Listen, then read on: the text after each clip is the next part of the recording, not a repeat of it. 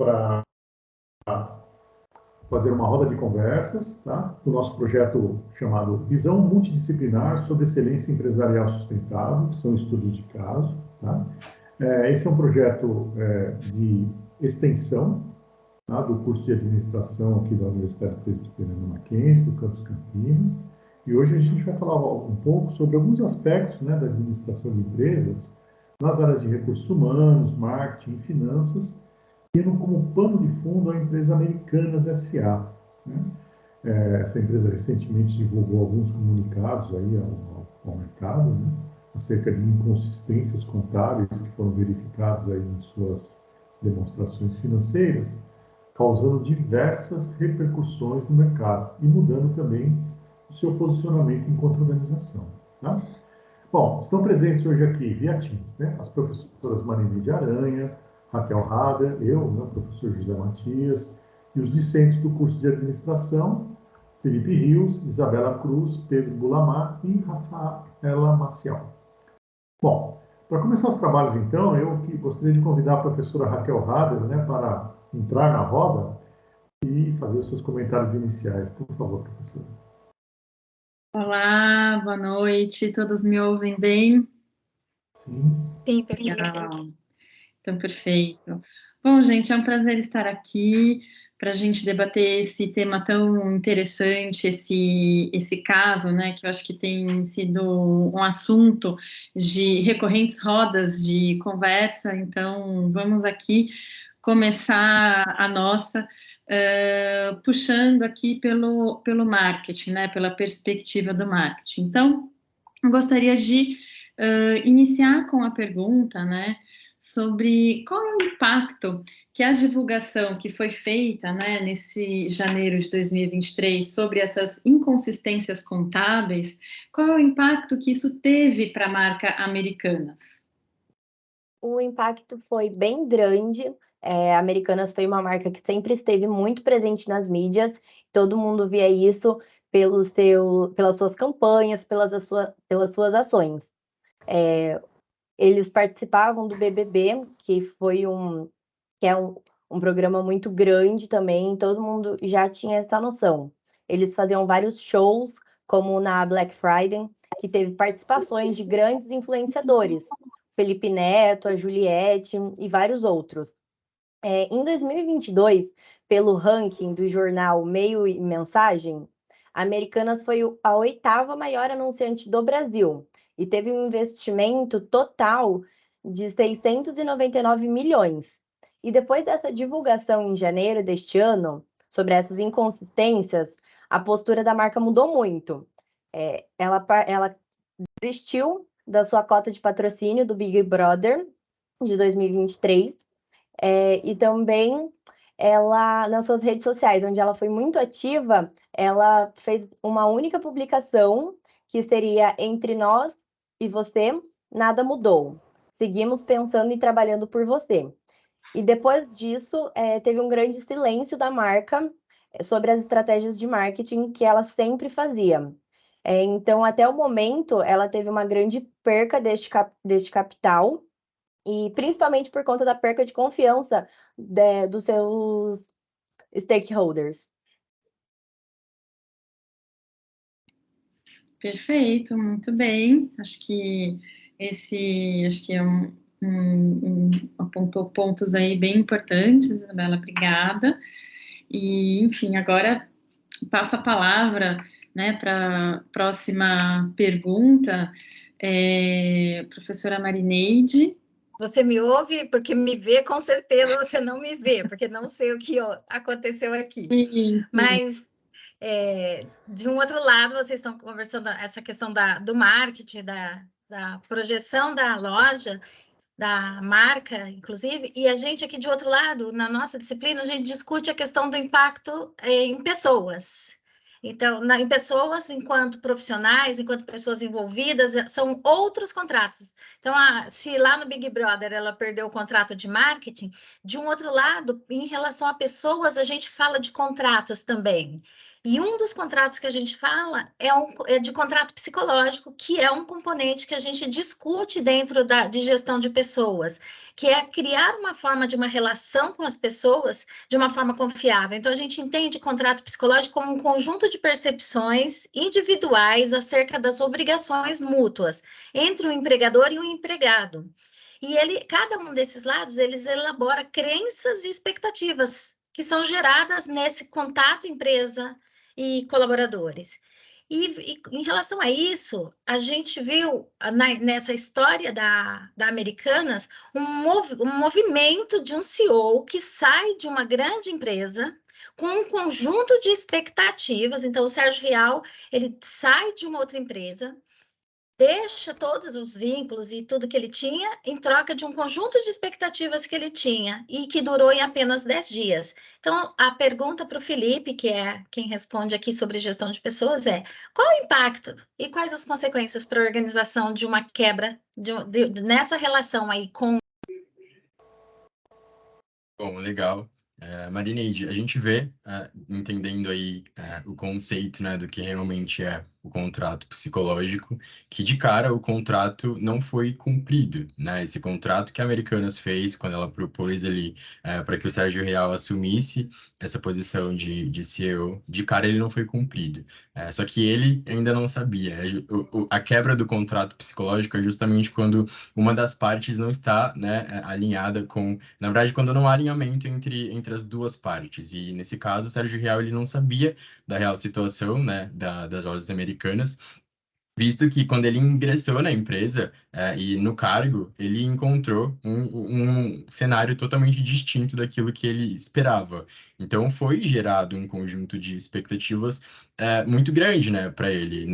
Faltou esse alinhamento inicial, na verdade, não foi passado a real situação para ele, e aí isso não foi feito, né, antes que ele deixasse a empresa anterior e aceitasse o desafio. Então, ele acabou entrando nas Americanas e tendo essa quebra de expectativas, né? Tanto que num post do LinkedIn, ainda falando sobre a sua experiência anterior, ele afirmou que na pauta de objetivos estava um projeto de crescimento, onde o consumidor, tecnologia, marketing, entre outras competências, se entrelaçavam, e que a sua motivação para aceitar a posição é de que os acionistas lhe confiavam a experiência profissional que ele tinha, né, para reoxigenar o legado em prol do desenvolvimento da companhia, e não para que ele reestruturasse as Americanas, né? Então, a gente vê, principalmente com esse relato que ele deu, que as expectativas deixaram de existir, e tudo isso em apenas 10 dias. Foi o tempo hábil que ele teve para realmente entender o cenário das Americanas no momento. E aí acabou tendo uma perda de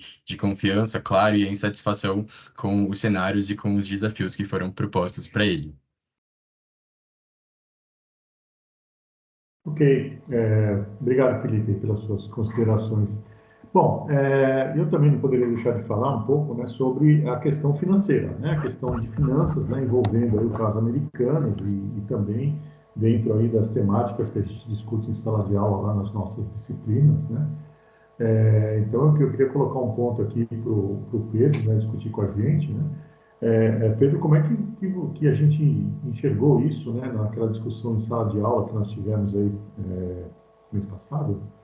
Como é que foi a atuação do mercado no caso Americanas, né? Desde a movimentação societária que ocorreu lá em julho de 2021, né, com aquela cisão e depois a fusão, né, que resultou na Americanas S.A., né?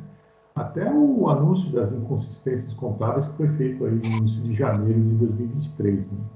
Levando em conta, né, que as ações da companhia chegaram a perder aí 96% do seu valor de mercado nesse período. Como é que vocês enxergaram isso lá? Legal, professor. Primeiro, eu queria agradecer a oportunidade de estar aqui falando, respondendo a pergunta. O mercado ele passou a depreciar as ações da Americanas logo que houve a fusão da Americanas com uma empresa chamada B2W. Então, a B2W passou primeiro por um processo de cisão, onde ela se dividiu e uma das partes da B2W fez a fusão com a Americanas.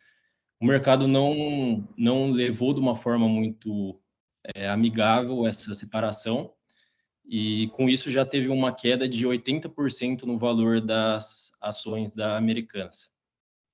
Quando houve o anúncio das inconsistências contábeis, a reação do mercado foi de derrubar totalmente o preço das ações e elas caíram mais 16%. Então, após o comunicado dessas inconsistências contábeis, o preço das ações ele passou a corresponder 4% do que era o preço no período que foi feita a fusão. Então, com isso a gente consegue perceber que a valorização já veio acontecendo, a desvalorização já veio acontecendo desde esse período que houve a fusão, e não só quando falaram do escândalo, das inconsistências contábeis. Ok. Então, a gente costuma discutir também muito em sala, né, em várias disciplinas, essa questão do mercado conseguir fazer uma avaliação da empresa, né, conseguir projetar os resultados futuros da empresa e passar isso para o preço das ações, né, um processo que a gente chama de valuation, né, avaliação de ativos. Vocês viram isso acontecendo nesse caso? Como é que vocês enxergaram isso? Legal.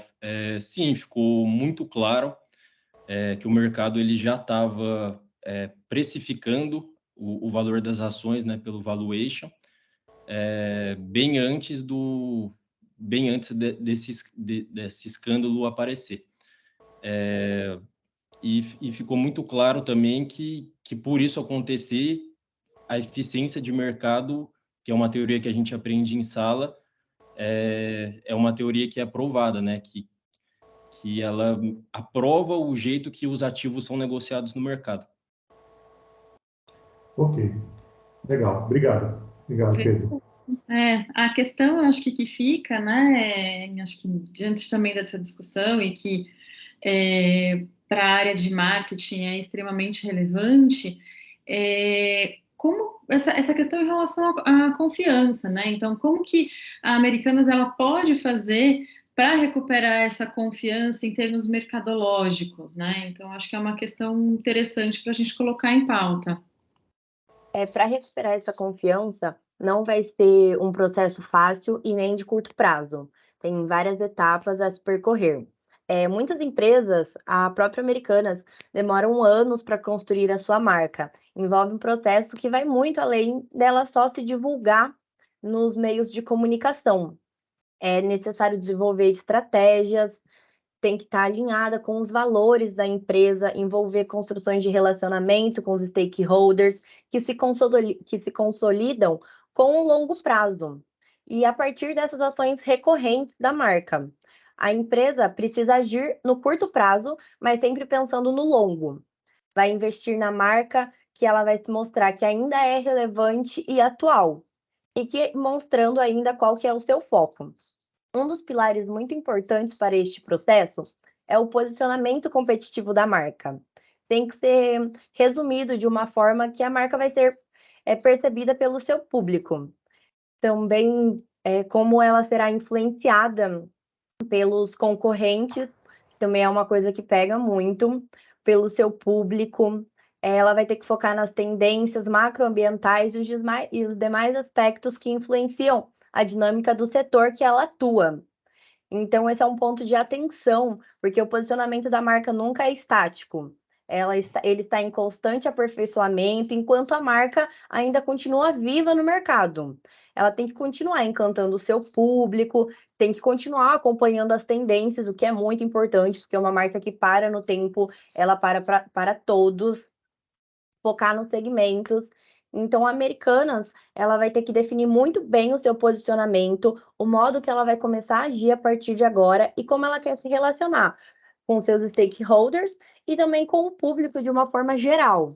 Ela vai ter que visar o processo de recuperação no longo prazo, mas sempre pensando em ações que ela pode fazer no curto prazo para que isso seja de uma forma mais viável. Perfeito, Isabela. Acho que é por aí mesmo. Muito obrigada. falando disso, professora Raquel, uma coisa que eu sempre vejo que no momento desse de crise, a gente conta muito com pessoas para resolver essas coisas, tanto as estratégias de curto como as de longo prazo, vai depender de pessoas. Mas ao mesmo tempo que tem todo esse impacto externo, existem sintomas internos. Os colaboradores, eles estão sofrendo em relação a isso. Então, disso eu queria perguntar, com esse gancho aí dessa dependência dessas estratégias, eu queria perguntar para o Felipe. Então, quais são os possíveis sintomas que esses colaboradores podem apresentar no ambiente de trabalho como resultado quando se quebra um contrato? Porque a visão foi, o que aconteceu inicialmente era em relação a um CEO, mas isso acaba... abala a todos. Então, quais são os sintomas dessa quebra de contrato após esse escândalo da Americanas, Felipe? Legal. Bom, existem muitos sintomas, né? Eu acho que a Isabela comentou aí sobre a confiança, né, da imagem que a Americanas tem hoje para os stakeholders, olhando aí para os clientes externos, mas existem pessoas que existem clientes internos também, né? A gente fala, então, dos colaboradores. Essa quebra do contrato psicológico, ela pode gerar diversos sintomas, né? A confiança é um deles, a gente começa falando por ela, e aí essa desconfiança que é gerada com relação à empresa, com relação à liderança, à desilusão que os colaboradores têm, acaba resultando no desengajamento, né, dos funcionários, que é quando eles têm aquele sentimento de traição e de desvalorização. Isso resulta também na incerteza do colaborador com relação às expectativas e promessas não cumpridas. A gente volta a falar, então, do contrato psicológico, né?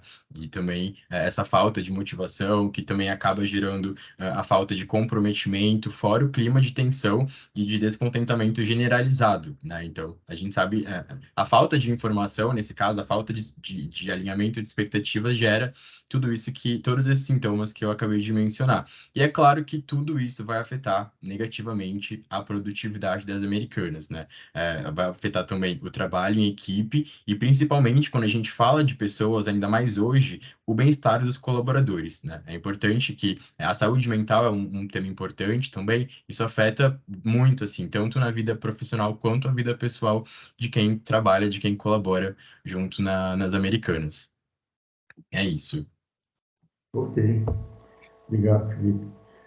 Bom, eu queria comentar agora uma questão mais técnica, né, que foi, vamos dizer assim, a origem, né, a origem do problema, né, na Americanas, que é uma operação financeira que a gente chama de risco sacado, né, que o mercado chama de risco sacado, tá? É uma operação onde a empresa compradora, né, onde o cliente ali, no caso, ele tenta ao máximo postergar os seus desembolsos, né, os pagamentos aí pelos seus desembolsos, né? Isso faz parte de um processo que a gente chama de ciclo de conversão de caixa, né, ou ciclo operacional, tá dentro do ciclo operacional também, né, onde as empresas procuram aí postergar ao máximo possível o pagamento dos seus fornecedores para ter fluxo de caixa para poder girar a empresa, né? Aí eu queria ver com a Rafaela, né?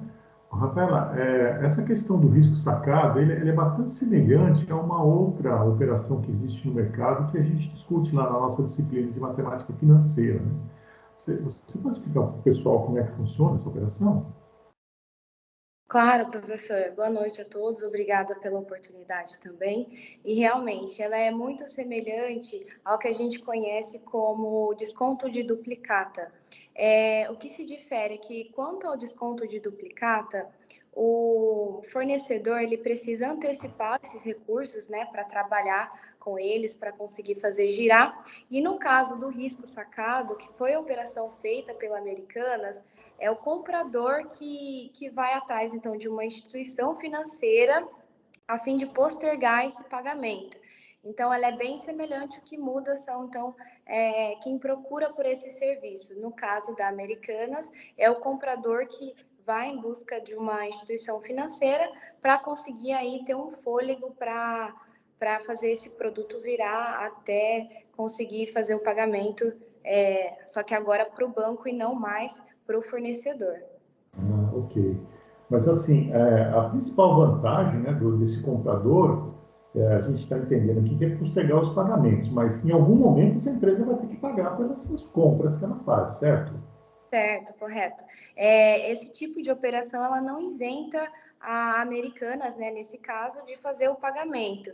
O que tem de vantagem é que ela, então, faz com que a empresa consiga ter um fôlego aí. Muitas vezes, inclusive, a empresa consegue vender esses produtos, receber sobre essa venda, e aí para depois, então, fazer o pagamento. Então, essa operação é conhecida como trabalhar com o dinheiro das pessoas, né, com o dinheiro dos outros. Então, essa é a principal vantagem, seria recuperar o fôlego até conseguir fazer o pagamento dessas dívidas. Entendi. E como é que fica o risco de não pagamento, que a gente chama de inadimplência lá nas nossas aulas? Nessa operação aí, com quem fica esse risco de não pagamento? Então, no desconto de duplicata comum, quem assume isso é o próprio fornecedor, né? Que vai ter que fazer o pagamento caso o cliente não paga. Como o comprador, nessa operação de risco sacado, procura uma instituição, é ele quem vai ficar com esse risco de inadimplência. Então, o banco vai cobrar mais juros de acordo com o tempo que for necessário para fazer esse pagamento. Então, o risco vai para o banco de maneira geral, que é quem assume essa questão com o comprador. O comprador, então, tem essa dívida, pode ser até entendido como uma dívida pessoal com o banco, e vai depender, então, esses juros, esse aluguel do dinheiro, vai depender de qual prazo vai ser necessário para o pagamento dessa dívida. Ok, perfeito. Muito obrigado, viu, Rafaela? Obrigada. O Pedro, ouvindo isso que a gente está comentando aí, o que você acha, cara? Você acha que Americanas foi uma vítima das forças de mercado, ou você acha que o problema foi interno lá na sua administração? Legal. Professor, pelo pouco que já foi divulgado até agora, a gente entende que o problema foi interno, causado por má administração. Não foi somente o fato das inconsistências contábeis em si, executadas internamente, como também os diversos depoimentos que surgiram recentemente de como eram levadas negociações com bancos, com fornecedores, as negociações de compra. Então, o que a gente consegue entender é que, de fato, foi por uma administração interna. Legal, obrigado, Felipe. E, então, Obrigado, Pedro. Obrigado, Pedro. Obrigado. essas inconsistências, o assumir de que se chama de fraude, fez o que não era correto contabilmente, a gente pode chamar isso de falta de ética, né? E Com quando certeza. o comportamento da empresa, quando a gente estuda a cultura organizacional, principalmente, a gente vê muito que o exemplo dos líderes, ele é muito importante. Então, eu queria perguntar agora para o Felipe, como que essa falta de ética por parte de líderes da Americana afeta a percepção e o comportamento dos colaboradores em relação à própria prática deles de ética em ambiente de trabalho?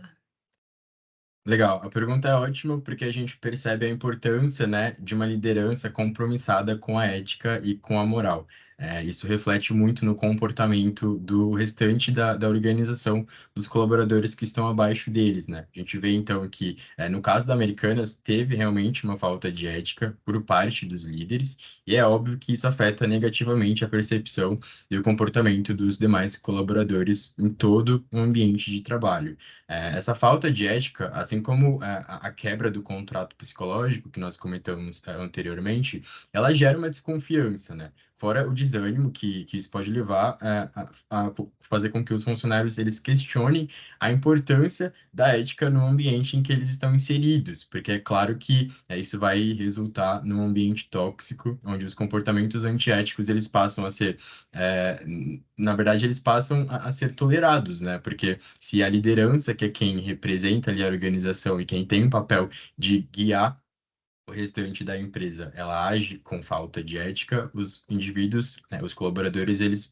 percebem que a ética talvez não seja tão importante no ambiente, e foi isso que aconteceu no caso das Americanas. E aí a gente percebe que, em contraponto, há uma liderança que é ética, né? Uma liderança que tem aí um padrão positivo daquilo que a gente espera da organização, ela fortalece a cultura da organização, ela promove a confiança e o engajamento dos funcionários, o que acaba sendo um cenário oposto do que esse que aconteceu aí no caso das Americanas, Marineide.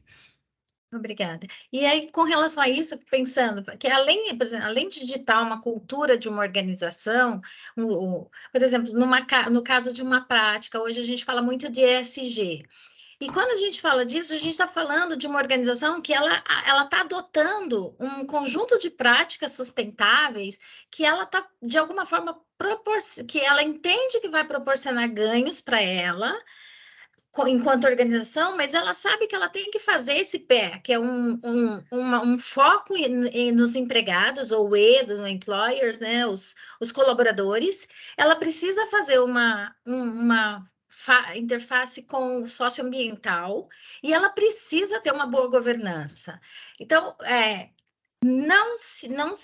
a gente não entende que isso é viável se não houver do alto escalão de uma organização um comprometimento. Então, elas abertamente dizer, ó, nosso objetivo é esse, nós faremos desta forma para chegar lá. O segundo passo é engajar a liderança.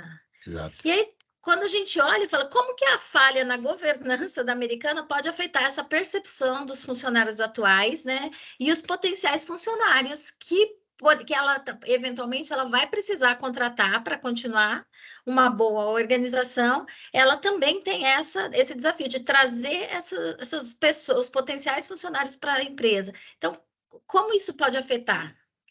Bom, muito boa pergunta. A gente está falando muito agora sobre ESG, né? É um assunto que está muito em alta e a gente pode ver claramente a falta da aplicação, né? Essa falha aí na aplicação dentro das Americanas. A gente percebe que a má governança dessa liderança afeta a percepção dos funcionários atuais e também, na verdade, principalmente dos potenciais colaboradores, né? Na disciplina de comportamento, a gente estuda aí como desenvolver talentos, né? E olhando para dentro, mas também existe a percepção de quem está fora e que pode se tornar um colaborador das Americanas. E isso afeta, então, de diversas maneiras. A gente volta a falar da falta de ética e integridade na governança por parte dos colaboradores, que pode levar os funcionários a questionar a confiabilidade e o compromisso da empresa com valores fundamentais, né? Um outro termo que afeta e que atormenta hoje as pessoas são os famosos layoffs, né? Esses desligamentos em massa. A gente pode... o cenário ele é incerto, né? Dentro das Americanas. Essa falta de confiança que a liderança causou para todo mundo afeta certamente o olhar das pessoas que estão do lado de fora, dos talentos que poderiam compor também o time de colaboradores das Americanas. Isso resulta, então, nessa falta de credibilidade, né? A Americanas, ela perde muito a imagem de uma grande empresa, de uma empresa boa para se trabalhar. Isso afeta a imagem, então, que as pessoas têm de querer trabalhar naquela empresa, de se desenvolver internamente, falando aí em questões de pessoas que já estão dentro da empresa, né? Então, é isso. E, além disso, também, os funcionários em potencial eles podem evitar buscar oportunidades em empresas que estão relacionadas, né, às Americanas. Porque a gente percebe que a governança, nesse momento, ela é inadequada, ela falha, né? Ela ainda falha. E eles vão acabar procurando organizações que estejam mais alinhadas com seus valores e preocupações. As pessoas, elas precisam também sentir que as expectativas delas vão ser respeitadas e vão ser atendidas, né? A gente fala do contrato psicológico e é isso. É você alinhar ali o mínimo e saber onde você está entrando, saber que você pode confiar principalmente na sua liderança, né? E aí, a Americanas, como toda empresa, ela depende dos seus talentos para a obtenção de vantagem competitiva e para manter a sua reputação organizacional, Marineide. Acho que nesse momento esse foco realmente de reputação organizacional virou o grande ponto crítico dela, né? Que é o momento em que ela precisa virar a mesa, precisa achar soluções, ela precisa atrair bons CEOs ela precisa de gente boa na governança, ela precisa de bons colaboradores e ela realmente, nesse exato momento, esse nível de confiança caiu muito. Então, enquanto o employer branding que a gente fala, né, que enquanto marca empregadora, ela se comprometeu com essas práticas deste momento, ela é hoje uma empresa menos atrativa para se trabalhar. E isso tudo está refletido lá no preço das ações, né? Se vocês Sim. olharem o comportamento do preço das ações, está tudo isso refletido lá. E isso tem que mudar no longo prazo. O mercado tem que enxergar que isso vai mudar, não amanhã, nem o mês que vem, mas tem que perdurar. Essa mudança tem que ser uma mudança sólida, uma mudança permanente, eu diria, né, perene, para que o mercado volte a confiar na Americanas e volte a precificar ela, né, da forma como precificava antes da crise. Sim, Isso é muito sério. a gente comentou na sala esse potencial de pessoas, né? E quando o Sérgio Rial foi anunciado que ele iria para Americanas, isso foi em agosto do ano anterior. No dia seguinte que anunciou que seria o Sérgio Rial que ia para Americanas, teve uma alta na bolsa nas ações da Americanas. Isso é um indicativo que pessoas de alta performance geram confiança no mercado e isso tem reflexo direto no valor das ações. O mercado é 100% confiança, 100% confiança. Assim. Enquanto o mercado está confiando nas ações da empresa, e é claro, né, a mudança do CEO é uma ação muito impactante, né, nos destinos de uma empresa, o mercado precifica ela positivamente. Agora, quando ele sente que a situação não está indo, né, de acordo com o que foi projetado, enfim, né, que a empresa não está performando ou não está dando sinais de que vai performar positivamente no futuro, ele derruba mesmo o preço das ações, ele deprecia a empresa como um todo. Né? Isso é um efeito muito visível, né? Enquanto alguns outros efeitos podem ficar um pouco camuflados dentro da empresa, enfim, por algumas ações que a empresa pode fazer ali para mascarar, vamos dizer assim, né, uma situação ruim, isso o mercado não aceita, o mercado não se deixa levar. Ele realmente ele não tem nenhum tipo de compaixão, não, ele é bem cruel nessa parte e ele retrata a situação da empresa de forma bem crua mesmo ali no preço da ação. E eu acho que dentro assim de todas essas problemáticas, né, essas questões que, enfim, que a gente estamos comentando aqui, eu acho que vem a questão, né, nessa situação atual, né, com tantos problemas, né, em diversas áreas, será que é o momento de investir na marca? Com certeza, sim. O desafio das Americanas agora é muito maior do que apenas resolver os seus problemas contábeis e financeiros, mas a longo prazo isso pode ser muito vantajoso. Marcas fortes buscam sempre impactar positivamente a sociedade, conquistam a preferência dos seus clientes, dos seus consumidores, conseguem cobrar preços mais altos e até os fornecedores oferecem melhores condições para eles. O banco também investe a custo do capital ser mais baixo, os melhores talentos, os profissionais querem essa empresa, porque veem que é uma empresa boa para se trabalhar. Então, uma marca forte afeta os direcionadores de valor do negócio e conseguem proporcionar receitas mais altas, custos mais baixos e melhora o valor da empresa em sua bolsa. Então, a questão, de acordo com o ranking anual de valuation, que é realizado desde 2010 pela Brand, é que a Americanas já vinha perdendo o seu valor.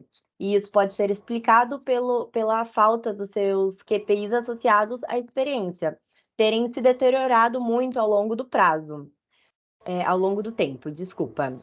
Isso faz causar uma perda de lealdade e relevância da marca mesmo antes da pandemia. Alguns exemplos eram a experiência de compra do cliente, as informações do produto e o pós-venda delas, e principalmente o atendimento ao cliente. No decorrer da última década, a gente teve um foco muito grande no online. Então, as lojas físicas onde era um ponto forte das Americanas, acabaram perdendo um pouco da relevância para os seus clientes. E isso acontece porque muitas empresas nasceram no digital por conta dessa facilidade. E outras empresas que já existiam criaram novos formatos das suas lojas justamente para aprimorar a experiência.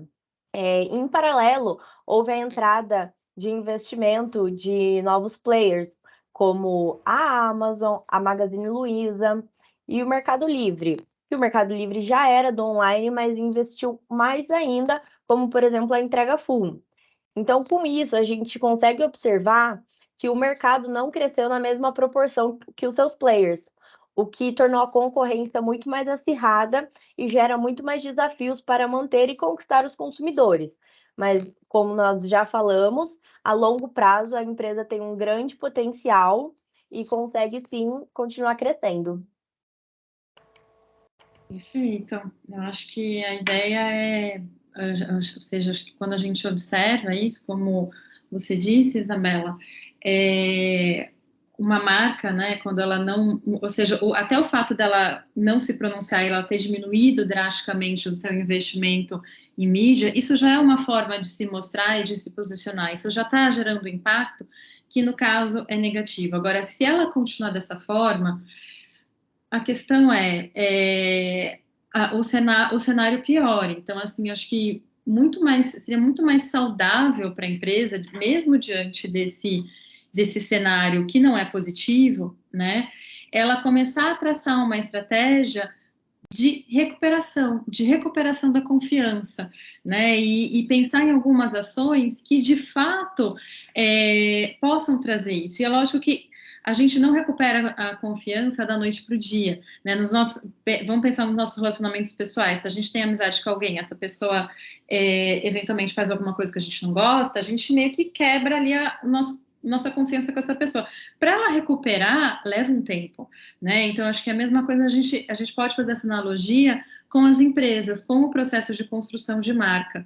Então, o que a gente observa aí, ou seja, mesmo antes desse fato, né, desse fato relevante que foi anunciado aqui nesse ano que a gente está discutindo, ou seja, a empresa ela já começou há mais de uma década deixar a desejar no seu processo administrativo interno a fazer algumas coisas que são relevantes, muito relevantes nesse processo de experiência do cliente e que hoje em dia as marcas, as empresas estão brigando, né, por essa atenção, por essa diferenciação, né, de conseguir esse olhar do cliente. Então, não basta só investir em comunicação, tal, não, você tem que fazer alguma coisa diferente. E essa experiência, né, que você consegue construir com o seu público, acaba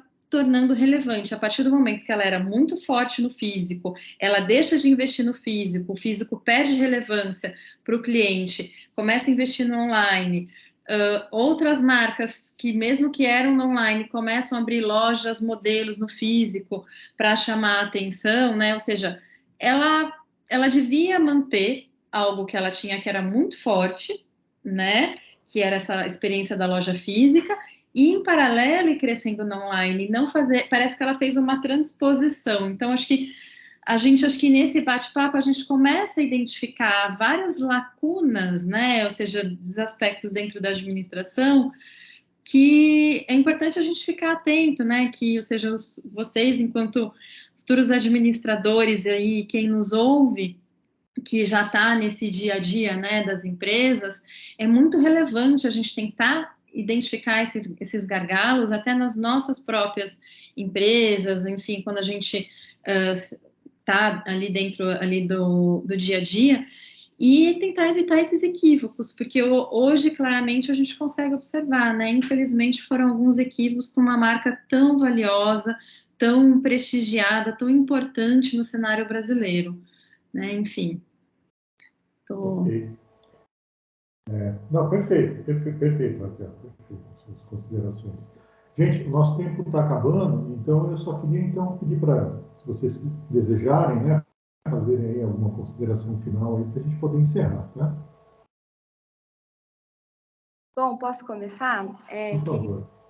inicialmente agradecer pela oportunidade, trazer como um estudo de caso, ele foi muito bem utilizado em vários componentes, né, acadêmicos. A gente pôde ver um pouquinho do impacto na parte financeira, na parte do marketing, recursos humanos. Então, assim, o estudo de caso nessa questão da Americanas trouxe muito conteúdo e tenho certeza que ainda vai ser muito discutido formas de recuperação, o que agrega bastante nos nossos currículos, né? Nesse caso, e tenho certeza que também é uma conversa muito interessante que vai trazer outras visões, uma visão mais macro desse caso para outras pessoas também que venham nos assistir. Agradecer ao professor Matias, que é com quem eu tenho aula de matemática financeira, que a gente pode ter essa visão da parte do risco sacado, antecipação de duplicatas, enfim, e entender um pouco mais a fundo algumas dessas ações aí da Americanas.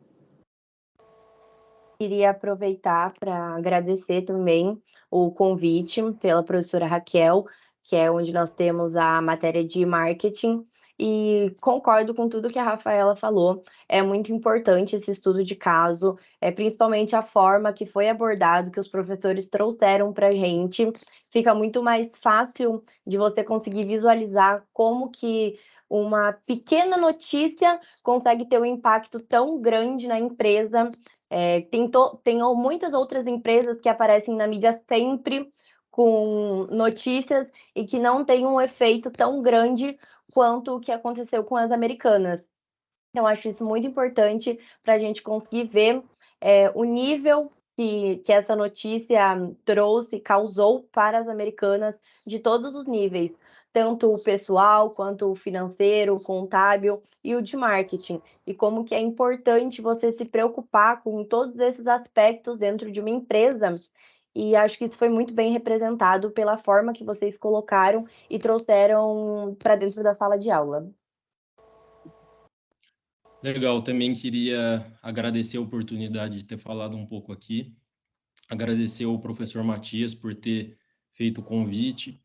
Eu acho que esse tema é um tema que foi muito construtivo, a gente olhou por várias óticas, a ótica do financeira, a ótica do marketing, gestão de pessoas, e a gente trabalhando desse modelo, a gente consegue ver com uma visão mais ampla, né, unindo as pontas. E eu acho que agregou bastante e eu agradeço de novo a oportunidade. Obrigado. Legal. Só para fechar, então, os agradecimentos. Obrigado, professora Marineide, pelo convite. Como o Pedro disse, conseguir aplicar a teoria que a gente tem, né, no dia a dia, que é bem forte, à prática dentro das empresas. Acho que conseguir ter um olhar melhor desenvolvido, né, um olhar já dentro do mercado de trabalho, entendendo como o mercado funciona, com certeza isso faz toda a diferença. E aí, óbvio, falando sobre pessoas, tudo, né? Hoje em dia, tudo é movido pelas pessoas. Falando sobre o RH, principalmente, é um departamento que precisa ser olhado com carinho. Quando a gente fala de pessoas, a responsabilidade, a ética, a governança, o ESG, hoje em dia, é muito importante. Com certeza, trazer esse case para a gente estudar, para a gente analisar, vai fazer muita diferença para a nossa vida profissional futuramente. Obrigado. Marineide, quer complementar? Quero, só quero destacar, primeiro agradecer aos nossos representantes aí, uma honra participar junto com vocês. E queria só ressaltar essa questão desse sistema que funciona, como ele é articulado. Eu sempre falo que a organização é um conjunto de peças que eles precisam rodar juntos. Então, não adianta eu fazer uma boa campanha de marketing e depois a minha contabilidade maquiar, e uma hora, quando isso vem à tona, a gente lesa os três aspectos, a gente lesa, a governança está comprometida, compromete empregados, o impacto no ambiente. Pensa aí, 42 mil pessoas sem emprego porque uma empresa quebrou. Por quê? Porque em algum momento lá atrás a gente começou era só a coluna da linha de onde nós estávamos fazendo os nossos lançamentos. Isso, então, são compromissos que a gente tem, e a gente já fala que ensina os meninos, a área de gestão de pessoas é guardiã da ética, então ela tem que trabalhar e ajudar a reconstruir essa credibilidade, essa confiança dentro do corpo de funcionários também. Obrigada pela oportunidade. Raquel? Então, eu gostaria também de agradecer essa oportunidade, fiquei muito feliz, né, com essa atividade, também muito honrada de estar aqui, gostei muito de vê-los, né, falar, todos os alunos, fiquei orgulhosa de vocês, né, e também um agradecimento também especial à Isabela, né, que topou na hora o convite e falou super bem. E aos meus colegas que estão aqui, eu acho que foi uma iniciativa, uma proposta extremamente rica, que eu acho que tem tudo para continuar, né, nos próximos semestres. Eu acho que muito construtivo. Então, fica meu agradecimento aqui. Muito obrigada. Ok. Bom, eu já não vou reagradecer tudo que já foi agradecido, mas agradeço de qualquer forma a todos, né? Todos os alunos que participaram aí, que aceitaram o convite, que se disponibilizaram nesse momento aqui de estar aqui, de ajudar a fazer esse evento acontecer, os colegas professoras. Bom, e só queria avisar então o pessoal que entrou aí, que está assistindo aí a gente, que a gente gravou, né? Nós gravamos essa live aqui, vamos chamar assim, né? E ela vai ser disponibilizada nas nossas redes sociais. Isabela, você coloca no Instagram? Depois, tá? Colocamos sim. E isso, assim, a gente entende que isso aqui é a primeira, tá? É o primeiro evento de uma série que a gente pretende fazer aí, né? Para tentar trazer à tona aí os assuntos que são discutidos em sala de aula e poder integrar isso aí com as demais disciplinas aí, com os demais professores, enfim. Que tudo é uma coisa só, né? Como vocês já disseram, né? A empresa ela não é um monte de caixinha empilhada, ela é uma caixinha só, tudo tem que funcionar lá dentro e tudo tem que ser harmônico. Gente, muito obrigado então, boa noite a todos, obrigado pessoal que estava assistindo e vamos, férias, né, agora, né, vamos Férias. né? No retorno a gente pensa em outros eventos para fazer aí. Muito obrigado, gente, boa noite a Obrigada, todos. gente. Tchau, tchau, Boa pessoal. noite. Obrigado. Tchau, tchau. Boa noite, tchau, tchau.